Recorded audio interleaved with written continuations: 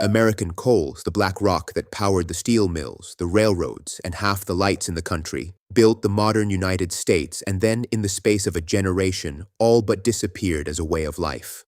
For more than 100 years, deep in the mountains of Appalachia, in West Virginia and Kentucky and Pennsylvania, men went down into the dark to dig the fuel that everything else ran on. I'm Earl. I spent 44 years around Detroit's factories, and every one of them ran on power that started as a lump of coal. American coal was the hidden engine under every other American industry. The steel, the railroads, the lights themselves. This is the death of American coal.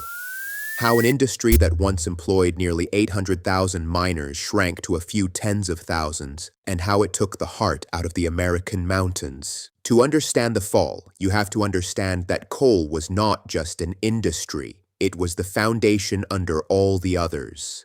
Coal made the coke that fed the blast furnaces of Pittsburgh and Bethlehem. Coal fired the boilers of the locomotives that crossed the country. And coal burned in the power plants that, for most of the 20th century, made the majority of America's electricity.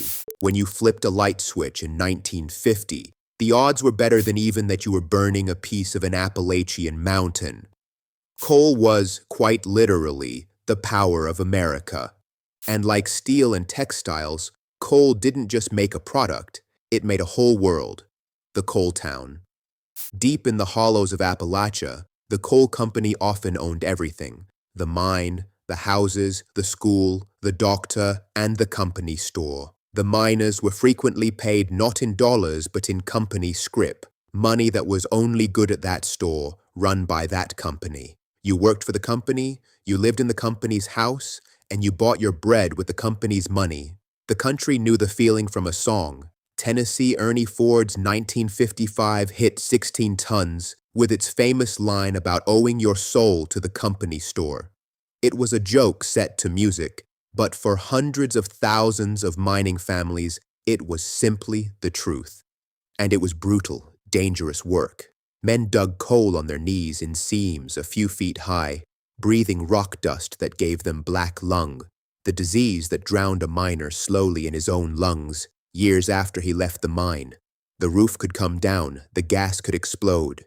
In 1907, in Monongah, West Virginia, an explosion killed more than 360 men and boys in a single morning. The worst mining disaster in American history. Death was a permanent member of every mining family. The fight for the Union in coal was the longest and bloodiest in all of American labor, and it had a patron saint, a tiny, white-haired Irish widow named Mother Jones, who organized miners into her 80s and was branded the most dangerous woman in America for it.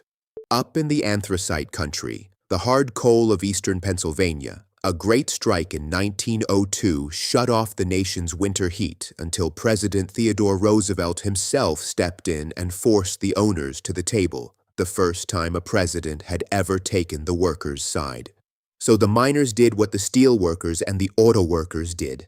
They organized and they fought, and in the coal fields, the fight turned into something close to war. In 1920, in the little railroad town of Matewan, West Virginia, a gun battle between miners and the company's hired detectives left 10 men dead in the street. A year later, in 1921, around 10,000 armed coal miners marched against the mine operators and their hired guns in what became the Battle of Blair Mountain, the largest armed labor uprising in American history. It took the United States Army, with bombers flying overhead, to put it down. The miners lost that battle, but over the following decades, the United Mine Workers, under their thunderous leader John L. Lewis, built one of the most powerful unions in the country. For a while, a union coal miner had what the steel worker and the auto worker had: a real wage and a pension and a little dignity for the most dangerous job in America. Lewis used that power to win something no other union had managed.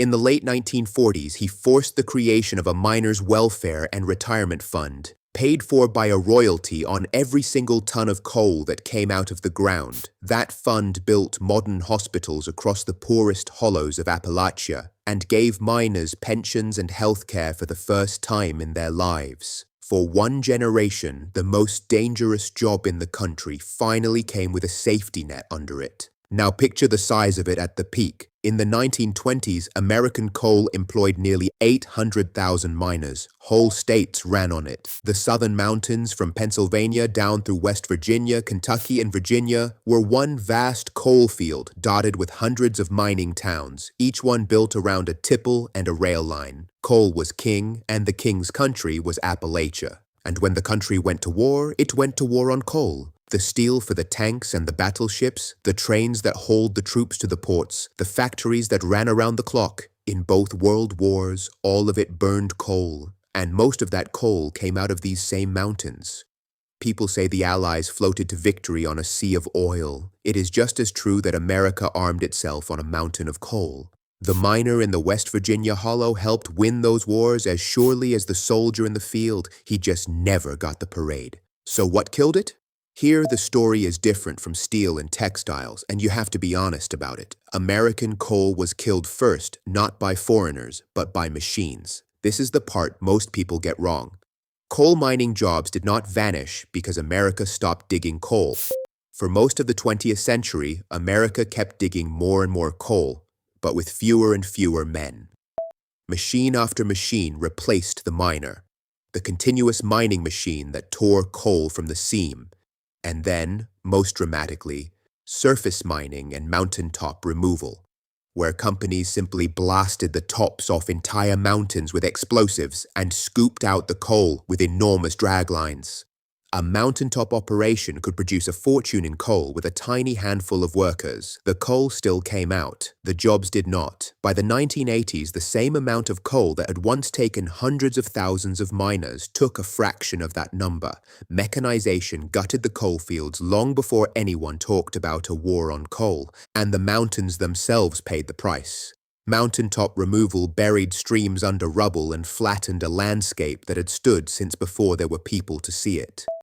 In 1972, a coal slurry dam above Buffalo Creek, West Virginia, gave way and sent a wall of black water and waste roaring down the hollow, killing 125 people in a few minutes. And in Centralia, Pennsylvania, a fire that caught in the coal seams beneath the town in 1962 is still burning underground today. The people were moved out long ago, the streets crack and smoke, and a whole town now sits abandoned over a slow fire that may burn for another century. Coal gave, and coal took back. Then came the disasters that finally forced the country to protect the men who were left. In 1968, an explosion at Farmington, West Virginia killed 78 miners, and the televised tragedy pushed Congress to pass the Coal Mine Health and Safety Act of 1969. The law that finally set real safety standards and created benefits for the miners dying of black lung. It was justice, and it came in coffins. Black lung deserves its own telling, because over the long run it killed more miners than any cave-in or explosion ever did. It hardened a man's lungs to stone, slowly, over years, often long after he had left the mine for good. And for decades, the companies and the doctors they paid simply denied it was real. It took the miners themselves marching and striking at the end of the 1960s to force the country to admit the disease existed and to compensate the men it was killing. And here is the part that ought to shame us all. Black lung never went away. It is roaring back today among miners barely past their 30s because the few who still dig are cutting through more and more rock to reach the last thin seams, and the silica dust in that rock is even deadlier than the coal dust that came before it. The work got rarer, and somehow it got more lethal at the same time. And then, in our own time, came the blow that finished coal as the nation's fuel, and this one came from the market. Starting around 2008, a new drilling technology called fracking unlocked an ocean of cheap natural gas under American soil. Almost overnight, natural gas became cheaper than coal for making electricity, and the power companies began switching their plants over as fast as they could. Coal's share of America's electricity, which had been the majority for a century, went into a free fall. At the same time, tighter clean air rules made the old coal plants more expensive to run, and the rise of wind and solar took another bite. The politicians called it different things. Some called it a war on coal, some called it progress. But underneath the slogans, the plain fact was that coal had become the expensive, dirty way to make power, and the country stopped buying it. The numbers are brutal. As late as 2007, coal made about half of all the electricity in the United States. Today it makes only about a fifth, and that share is still sliding. One politician after another promised to bring the coal jobs back. It became a centerpiece of national campaigns, a promise to end the war on coal and put the miners back to work. But the jobs did not come back. And here is the hard truth nobody running for office wanted to say.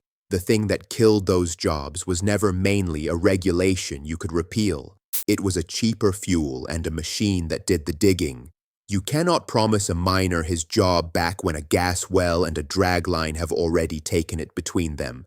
The collapse, when it came, was staggering. The big names went bankrupt. Peabody Energy, the largest private coal company in the world, filed for bankruptcy in 2016, and Arch Coal and others went down around the same time. American coal employment, which had been nearly 800,000 at its peak and still around 250,000 in 1980, fell to somewhere around 40 or 50,000 miners.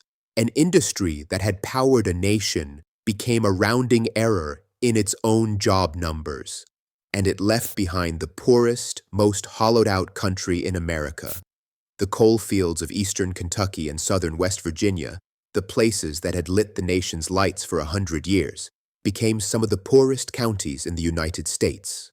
When the mine closed, there was nothing behind it, no factory, no other industry, no plan. The young people left, the towns emptied, and into that hole of lost work and lost purpose came a plague.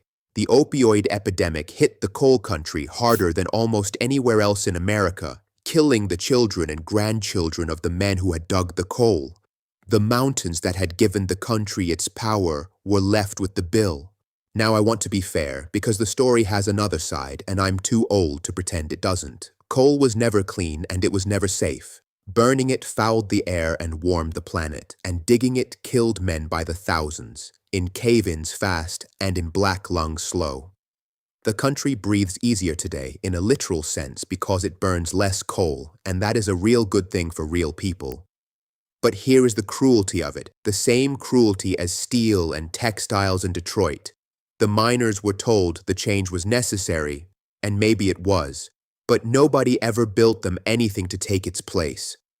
The promise of a just transition, of new jobs coming to the coal fields, was made 100 times and kept almost never. So that is the death of American coal, the way a working man sees it. It did not die all at once, and it did not die from one cause. It was hollowed out first by the machine, which kept the coal and threw away the miner, and then it was finished off by cheap natural gas and a country that finally wanted cleaner air. Some of that was real progress, but the men who went into the dark for 100 years and the mountain towns they did it from paid the whole price for a change the rest of the country wanted and got nothing back. They never had a seat at the table where any of it was decided. I built and fixed American cars for 44 years, and the power that lit my shop and ran my city started as coal somebody else risked his life to dig. Now I want to hear from you. Did you mine coal, or did your father or your grandfather? What coal town are you from, and is the mine still open? Or is it just a hole in a mountain now?